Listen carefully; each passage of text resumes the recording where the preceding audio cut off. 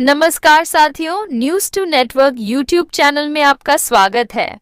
चलिए जानते हैं बिहार की 25 बड़ी खबरें सिर्फ 5 मिनट में। उससे पहले हमारे वीडियो को लाइक करें और चैनल को सब्सक्राइब करें। आइए जानते हैं आज की 25 बड़ी खबरें। बिक्रमगंज में छूट गया था नाम, नरेंद्र मोदी ने सीवान में बना दिया उपेंद्र कुशवाहा। दिलीप जायसवाल का काम काराकाट लोकसभा क्षेत्र के बिक्रमगंज की सभा में पीएम नरेंद्र मोदी के भाषण में उपेंद्र कुशवाहा का नाम छूटने से तनाव में चल रहे राष्ट्रीय लोक मोर्चा को पीएम की सीवान रैली से राहत मिल गई है। मोदी ने कुशवाहा का नाम ले लिया है।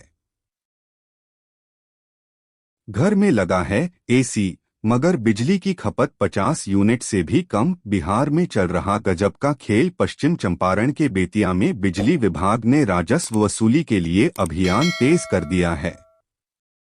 कम बिजली खपत वाले घरों की जांच की जा रही है, खासकर उन घरों में जहां एसी लगे हैं।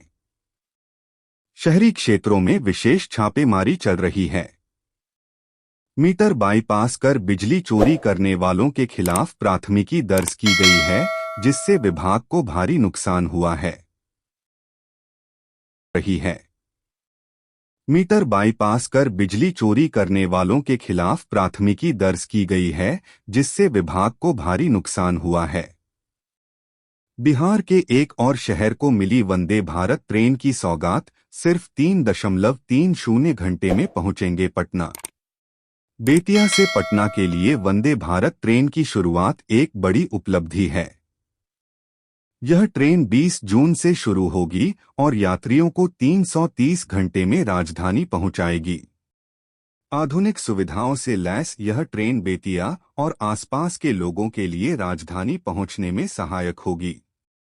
बेतिया स्टेशन पर इसकी तैयारी चल रही है और लोगों को जागरूक किया जा रहा है। बेतिया पटना वंदे भारत ट्रेन जल्द शुरू होगी। 3.5 घंटे में बेतिया से पटना पहुंच सकेंगे। बेतिया के आर्थिक विकास को मिलेगा बढ़ावा। महागठबंधन में सीएम चेहरे पर फसाद हुई खत्म। लालू के ऐलान के बाद कांग्रेस का क्या होगा रिएक्शन? सियासी हलचल तेज। पटना में राजद की राज्य परिषद की बैठक में लालू प्रसाद ने तेजस्वी यादव को मुख्यमंत्री बनाने का संकल्प लिया। उन्होंने कहा कि गरीबों और राजद कार्यकर्ताओं को ही टिकट मिलेगा। मंगनीलाल मंडल को प्रदेश अध्यक्ष चुना गया। राबड़ी देवी ने वर्तमान सरकार पर हमला बोलते हुए कहा कि राज्य में अपराध बढ़ रहा है। बिहार के सीवान की धरती से पीएम मोदी ने 10,000 करोड़ रुपए से अधिक की विकास परियोजनाओं का शिलान्यास और उद्घाटन किया, जिसमें पटना गोरखपुर वंदे भारत ट्रेन का उद्घाटन, सीवान और सासाराम में सीवरेज नेटवर्क, आरा और सीवान में जलापूर्ति परियोजनाएं और पीएम आवास योजना के तहत 53,666 बेघर लोगों को पहली किस्त शामिल है। पीएम नरेंद्र मोदी ने बिहार के विभिन्न शहरों में 5,900 करोड़ रुपए की लागत के तहत नमामि गंगे परियोजना से जुड़ी सीवरेज ट्रीटमेंट प्लांट और जलापूर्ति के विभिन्न प्रोजेक्ट का शिलान्यास और लोकार्पण किया है। सीवान की धरती से पीएम मोदी ने कुल 28 परियोजनाओं का शिलान्यास व उद्घाटन किया।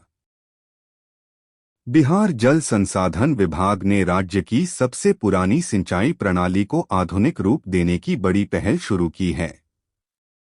रोहतास जिले में सोन कमांड क्षेत्र की पश्चिमी मुख्य नहर का जीर्णोद्धार और आधुनिकीकरण के लिए 683 करोड़ रुपए की मेगा योजना तैयार की गई है।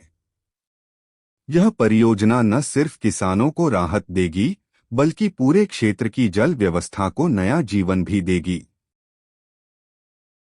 पटना हाई कोर्ट ने राजस्व भूमि सुधार से जुड़े एक अहम मामले में ऐतिहासिक फैसला सुनाया है।